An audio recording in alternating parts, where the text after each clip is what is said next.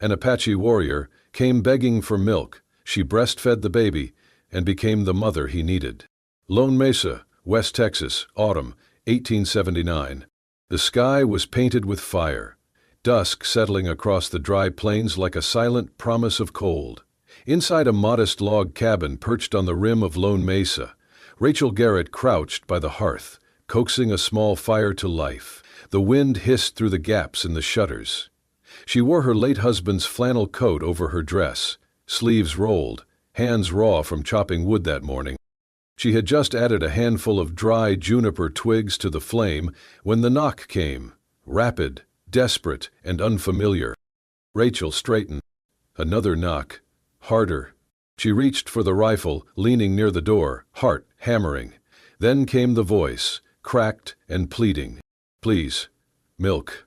My son. He is dying." She froze. Slowly, she unbarred the door. There on the porch stood a tall Apache man, shoulders broad, hair tied back with leather, his eyes dark and unblinking. In his arms, wrapped in a thin, dirty blanket, was a baby, barely breathing, mouth dry and cracked, eyes shut tight. Gasps echoed behind him. A cluster of townsfolk had gathered across the field, lanterns in hand, whispering in fear. "It's an Apache," one woman hissed. "Don't let him in." Rachel didn't move. Her gaze locked on the infant. She saw ribs like ladder rungs beneath the blanket. She stepped forward. "Give him to me." The warrior hesitated. "I have milk," she said. "He will die out here." With solemn eyes, he passed the child to her. So gently it broke her heart. Rachel brought the baby inside and sat by the fire. She unbuttoned the front of her dress, pulled her blouse aside, and guided the baby's mouth to her breast. The child's lips fumbled weakly, then latched. She exhaled shakily. The warmth of the infant's breath against her skin nearly undid her. Tears slipped down her cheeks as the baby began to suckle. The Apache man remained kneeling by the door, unmoving. Firelight flickered over the lines of fatigue etched into his face, over the wound near his collarbone that had crusted with blood and dirt. "You saved him," he whispered, voice raw. "You saved us." Rachel didn't answer. She simply cradled the child closer, rocking ever so slightly. The child's tiny hands twitched. "What's his name?" she asked softly. "Ilan," he replied. "Ilan Nantan." "Ah? No," she said gently. "The baby," he hesitated. "He was born as Taklashim, but we have not spoken his name since his mother died." Rachel nodded, heart clenching. Behind them, a gust of wind slammed the shutter. From outside, voices still lingered, angry murmurs, fear disguised as righteousness. Rachel stood. Still holding the child, she walked to the open door. The townsfolk watched from the dark. "He's just a baby," she said, her voice firm, "and no child starves on my porch." Nobody answered. One by one, the lanterns turned away. Inside, Ilan Nantan slowly unfastened a leather cord from around his neck. From it hung a single feather, broad and streaked with dark tips. He held it out to her. "This is red-tailed hawk. In my tribe, it means protection, for those who give life." Rachel looked at it, then at him. "I didn't do it for thanks." He nodded once. "Still, it belongs to you now." She took it carefully, as if it might burn her fingers, and set it gently beside the baby. The fire popped behind them. The child had stopped crying, his breath was steadier. Rachel looked at Ilan, then down at the boy against her chest. "I do not know what this means," she whispered. Neither do I." "Neither do I," he said quietly. "But he is breathing." And in that silence, the sharp lines of distrust and grief softened, if only slightly. In the flickering glow of the hearth, a warrior and a widow sat quietly beside the same flame, and the sound of a child nursing filled the spaces where fear had lived. They did not speak again that night, but something had begun, something that neither war, nor whispers, nor winter could undo. 1 week later, the days grew shorter, the wind harsher. Rachel Garrett counted time now, not by the sun or moon, but by the sound of knocking at her door just after dawn. Each morning, Ilan Nantan appeared, wrapped in a worn wool blanket, carrying the child Rachel had named Nathaniel. He never stepped inside unless invited, but the baby's cries had softened, his skin no longer pale with thirst. His small hands began to reach for her when he saw her face. Rachel opened her arms, and the child melted against her chest as if he had always belonged there. "You named him," Elon said quietly one morning, watching as she fed the boy in the rocking chair by the fire. "I had to call him something," she said, brushing the baby's soft black hair with her fingertips. "And Nathaniel means gift of God. That feels right, does it not?" Elon's eyes did not meet hers, but he gave the smallest of nods. Later that morning, Rachel set a pot of pinto beans and smoked venison over the fire, slicing dried chili into the bubbling broth. She made cornbread with wild honey she had bartered from a passing trader. When Elon came back to collect Nathaniel that afternoon, she wrapped 2 slices in cloth and handed them to him. "For the road," she said. He hesitated. "You do not owe me more." "I do not give out of debt," she replied. "I give because he is hungry, and so are you." He took it with a quiet nod, eyes flickering toward the boy now curled in a makeshift cradle Rachel had carved from a drawer lined with wool. That night, long after the fire had burned low and the child slept deeply, Rachel stood by the window, sipping the last of her tea. The moon hung silver above the plains. Her eyes scanned the darkness, expecting only the shape of trees and wind-carved hills. But there, beneath the twisted silhouette of a cottonwood, stood Elan, still, silent, watching. She did not light a lamp. She did not call to him. But her breath caught in her throat, not in fear, but something else. Protection. Presence. The next morning, after Elon had taken Nathaniel and vanished into the hills, Rachel went to gather water from the well. When she returned, a small object sat beside the cradle. She picked it up carefully. It was a tiny horse, no longer than her palm, carved from dark cedar. Its legs were bent as if in full gallop, mane flowing with imagined wind. Every curve was precise, its form elegant and strong. Across its back was a tiny leather strip, as if for a rider too small to see. She turned it over. On the belly, carved with a careful hand, were the words, "So he will remember his courage, always." Rachel pressed a hand to her chest. The child stirred in the cradle beside her, gurgling softly. Later that evening, when Elon returned, Rachel met him at the door. "You made this," she said, holding up the horse. "Yes," he said simply. "It is beautiful." "It is Apache," he answered. "The horse is freedom, strength. Our people ride with the sky. My son must know that, even if he grows among yours." Rachel looked at him for a long moment, then stepped aside. "You can come in," she said softly.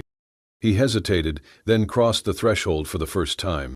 He sat on the floor near the hearth while she cradled the baby. For a long time, neither of them spoke. The fire crackled. Rachel glanced at him, then back to Nathaniel. "You are not what they say," she murmured. "I am what the land made me," Elon replied. "But I have never hurt your people, not once." She nodded. "I believe you." Outside, the coyotes cried into the night. Inside, a flame flickered in more than just the hearth. Trust had taken root, not in grand words or declarations, but in small, silent things. A bowl of soup, a carved horse, a man who stood in darkness not to threaten but to guard, and a woman who was beginning to understand that her home had grown not only warmer, but fuller, of something she thought she had lost. Family. The fire had burned low. Outside, wind scratched along the walls of the cabin like an animal trying to get in. Inside, Rachel stirred the coals with the iron poker, watching them pulse red, then dim again. Elon sat across from her, knees bent, hands resting loosely over them. Nathaniel slept soundly in the cradle between them, one small hand clutched around the carved horse. Rachel broke the silence first. "Had red hair," she said, her voice barely rose above the wind. "My son, Elijah. Just a wisp of it, like the color of a burning leaf in autumn. He was 6 weeks old when the fever came." Elon said nothing, but his gaze never left her. "I tried everything. Cool cloths, willow bark tea, I held him against my skin for hours, hoping my warmth could fight the cold taking him. She looked into the flames. It did not. The silence grew long again. My husband left 3 months later, she added. Said he could not stay in a house that reminded him of a grave. Elan did not move, but slowly he reached into the pouch at his waist and drew out something wrapped in deerskin. He handed it to her without a word. Rachel unfolded the cloth. Inside was a square of rough linen, stained by time. At the center, embroidered in golden thread, was a sun with long spindled rays. The stitches were imperfect but careful, done by a loving hand. "My wife," Elan said. His voice was low and even. "She made this for our son's naming day. He never received it. Soldiers came the next moon. She died protecting him. Both gone before the earth turned warm again." Rachel held the cloth as if it were made of glass. "In our tribe," Elan continued, "the sun heals what words cannot. That is what she told me once." Rachel swallowed hard. "And now you carry the sun." Elan's jaw tensed. "Sometimes I think I carry only shadow." She reached across the cradle, fingers brushing his lightly. "You brought him to me," she said. "That was light." He looked down at their hands, then back at the sleeping boy. "I feared you would turn us away. I feared I had no more to give." The fire cracked, spitting sparks. They sat like that, two people bent by loss but not broken. Not anymore. Rachel folded the cloth again, carefully, and tucked it into the folds of her skirt. "I will keep it safe," she whispered. "I promise." Elan nodded. Then, as the wind howled beyond the walls, Rachel leaned her head back against the wooden beam behind her. Elan shifted, placing another log into the fire. They did not speak again that night. They did not need to. Some silences carried the weight of whole lives, and in the stillness between them, something fragile but strong began to take root. Something that could not be named yet, but was beginning to feel like healing. Word traveled fast in Lone Mesa. By the 4th day, Rachel could feel it in the way people paused on the dirt road outside her cabin, how whispers floated just a breath too loud to be mistaken for passing wind. "They say she is nursing a redskin's baby." Not nursing, raising him like he is her own. "She has lost her mind." The words drifted like smoke through town, staining everything they touched. That afternoon, the rumble of hooves broke the still air.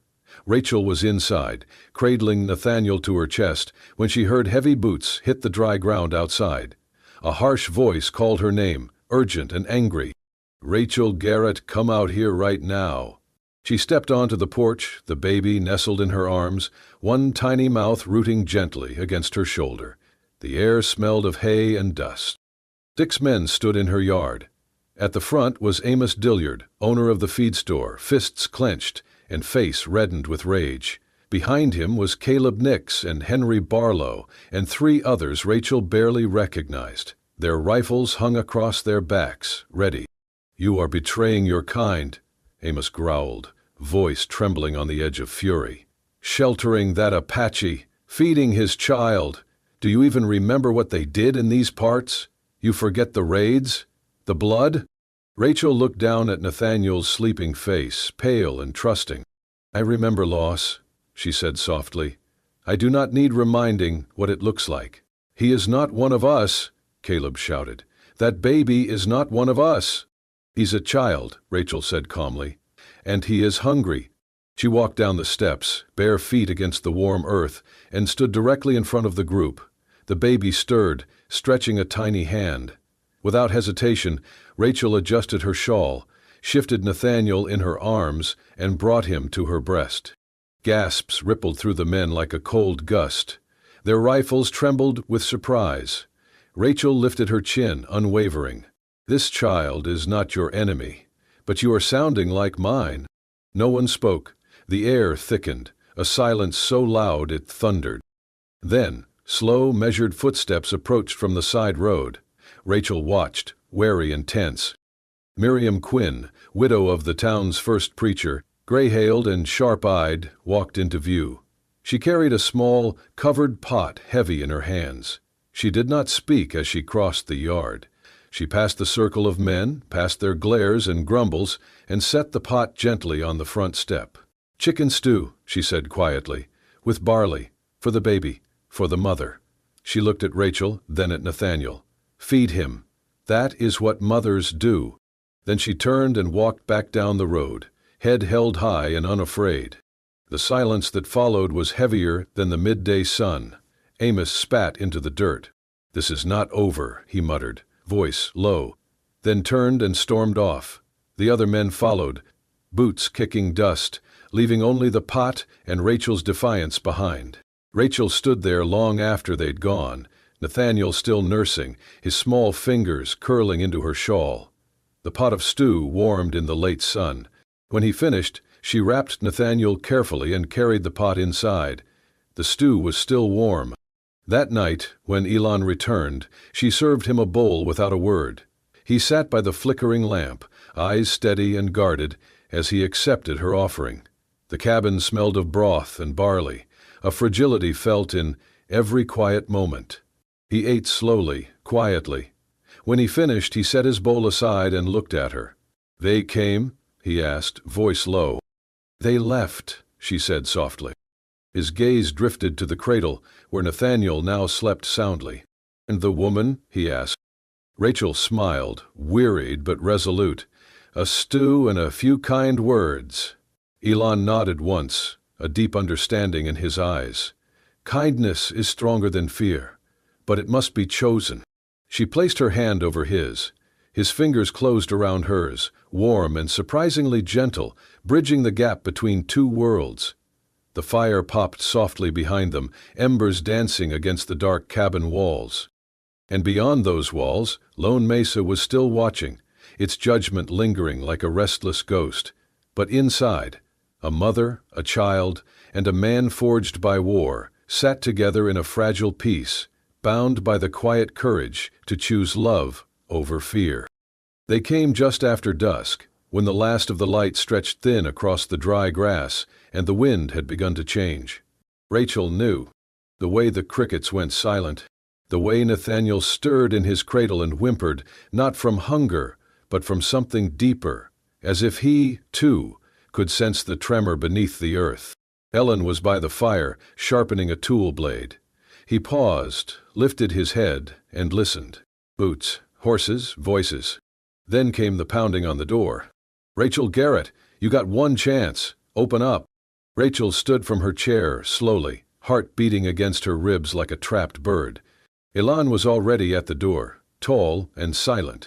"No," Rachel whispered, but not in fear, in certainty.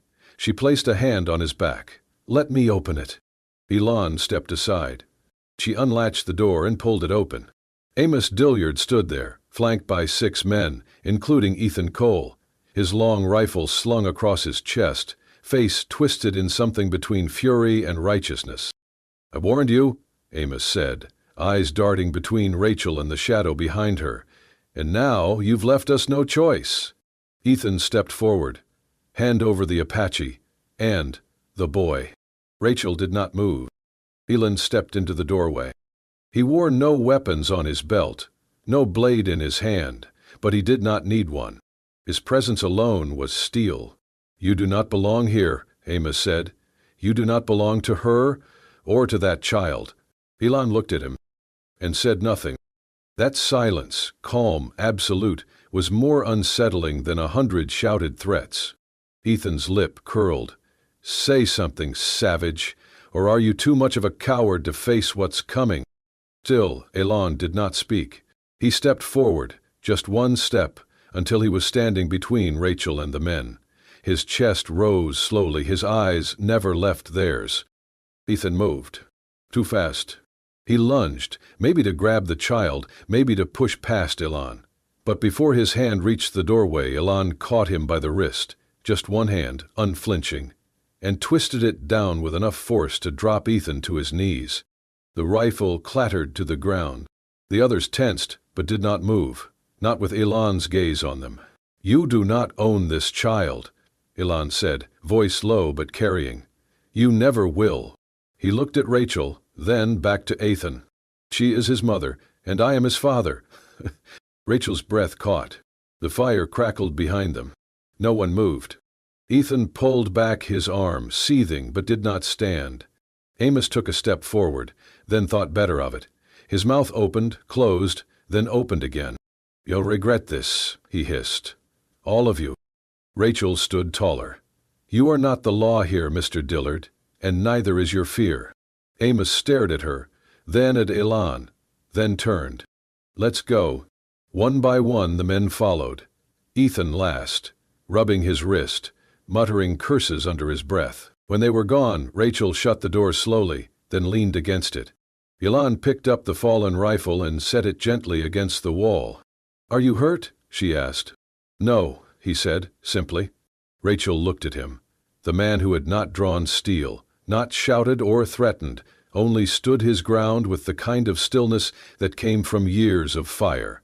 "What you said," she whispered, her voice barely a breath, "was true?" Elan's eyes softened. "What part?" "Bet I am. His mother." Elan reached toward the cradle. Nathaniel stirred, made a small sound, then slept again. "You fed him, you held him, you stayed," Elan said. "No blood makes you more his mother than that." "And you?" she asked. "I was ready to die for him," he answered. "So yes, I am his father." They stood there, the three of them. A woman who once grieved alone. A man who thought his people's story had ended. And a child born into the fire and cradled in the arms of those who chose love over legacy. Outside, the wind shifted again. But inside, the air held steady. And Elan, warrior of the Apache, placed his hand gently on Rachel's shoulder, as if to say, "We do not run from fire. We stand in it together." The moon rose high above the ridgeline, silvering the hills and casting a quiet glow over the little cabin that now held more than just shelter. Inside, the fire burned low but steady, bathing the room in amber light. Rachel stood barefoot beneath the beam that stretched across the ceiling. In her hand was the carving knife Elan had lent her days ago. She gripped it tightly, her other hand guiding the tip to the wood. Letter by letter, slow and steady. Nathan, Niel. She whispered the name aloud, carving it deep into the grain of the beam, above the cradle, above the place he now slept, with his tiny fists curled and his breath soft and even. "There," she murmured. "Now the walls will remember too." Behind her, Elan shifted in the chair by the hearth. His face was pale, glistening with sweat. Blood soaked the cloth wrapped around his thigh, where the deer had kicked in a final burst of wild panic. He had carried the animal back regardless. Rachel turned and crossed to him. She knelt, untied the bloodied bandage, and dipped a clean rag into the bowl of boiled water beside them. She worked slowly, gently, her hands steady despite the tremble in her chest. "You should have waited," she said, dabbing the wound. "You should have let me go instead." "I have hunted since I could walk," he replied. "The deer would not have waited for you." She gave a soft laugh. "Stubborn man." He said nothing, but his lips twitched slightly.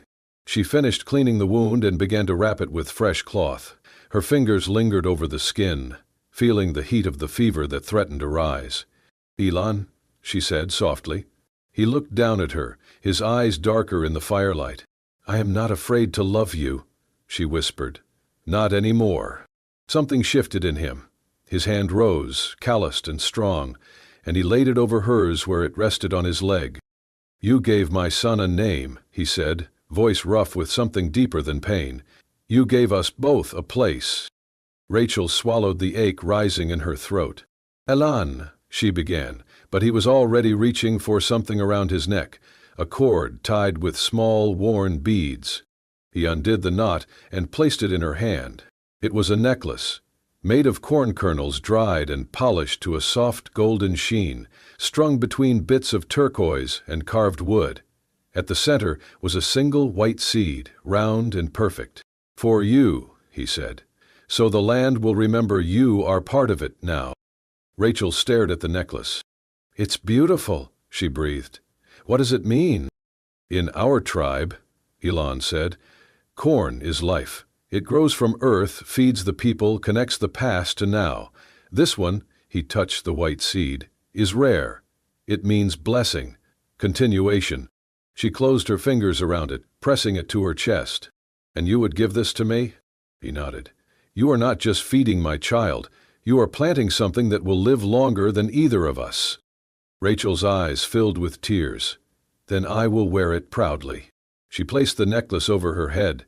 It rested against her collarbone, warm from his touch, light but powerful. Outside, the wind rustled the grasses. Nathaniel stirred in his sleep, then settled again.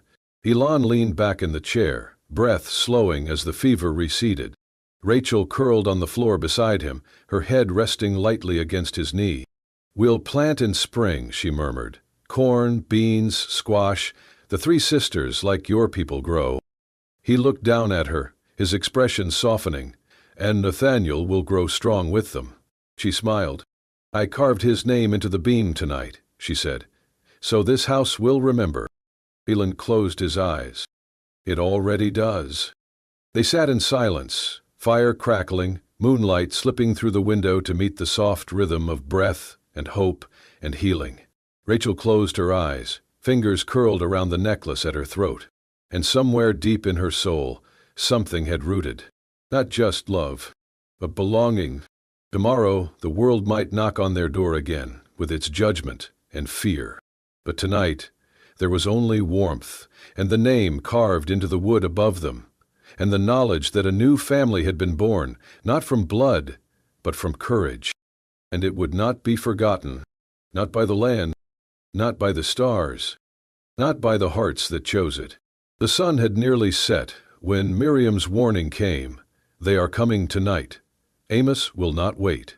Rachel's heart pounded as she hurriedly packed a knapsack, Nathaniel's blankets, a small loaf of bread, some jerky, while Elon wrapped a sturdy leather sling around the baby's cradle. Moonlight streamed through their cabin's doorway, frail but guiding. They slipped out together, Rachel clutching Nathaniel close. Elon crouched low with his rifle. They moved silently toward the timberline at the edge of their clearing, feet striking brittle grass. The forest loomed, a cathedral of shadowed trunks and hush. Elon led them deeper, older trees muffling their passage. Owls called in the distance. Nathaniel whimpered once, and Rachel hushed him, breathing hope into his lungs. They reached the creek, half frozen at this time of year, a ribbon of silver woven through rocks. Elon paused, then signed for Rachel to follow a steep path upward, out of the valley. Nathaniel drifted into light sleep, wrapped close to Rachel's chest. They climbed. But just beyond the creek, moonlight glinted off a rifle barrel. Dozens of shapes tensed on the bank. Amos and his men. They had drawn a trap. Elon pressed Rachel back against a mossy stump, rifle raised, eyes steel. Stay, he whispered. Protect him. Amos stepped forward, a sneer in his lantern light. Come on out, Apache, and the white woman and brat will send you packing. Elon's knuckles whitened around the rifle stock. Rachel clenched Nathaniel and closed her eyes, heartbeat drumming. She thought of the necklace's turquoise, her carved name overhead, the life they were building, and, lost in those moments, Rachel felt her courage rise like dawn. Elon rounded his shoulders, rifle steady, expression fierce. A thin breath of wind slid through the trees. Then a shot rang out, not from Amos's side, but from behind them. A fiery flare of torchlight. A tall figure emerged onto the bank, Reverend Jonas Clay, followed by a man wearing a federal badge. Sheriff Valid, he said briskly. Federal Marshal. Rachel blinked through tears. Elon lowered his rifle slightly, wary yet hopeful. Reverend Clay stepped forward, voice ringing, Back off, Amos. This family is protected. Amos squinted toward them, shock and fury twisting his features. This is a ranger's territory. They lost that war, the marshal replied. This child and his mother and his father are under federal protection. One step further, and you take on the United States. A murmur ran through the men. Amos spat on the ground. We will remember this, he promised. Won't see the last of us. The marshal raised his hand. Leave now, and consider this your only warning. Amos glared at Rachel, at Elon, then back at the marshal. With a final sneer, he motioned to his men.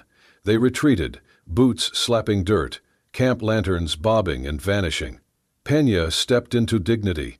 Taking a deep breath, Rachel looked up and saw Amos standing. The moonlight returned fully, and the forest sighed. Reverend Clay approached, Reverend's coat dusted with leaves and frost. "Are they hurt?" he asked, urgency softening his tone. Elan knelt beside the creek, under the full glow. He examined his left thigh, torn cloth. A full year had passed since the night they stood by the creek, blood and law mingling in moonlight. Seasons turned over the red hills of Lone Mesa, and Rachel's cabin had grown, not just in walls and structure, but in spirit. A garden bloomed behind it now, and laughter echoed from the porch every morning. Rachel had turned the old smokehouse into a one-room school.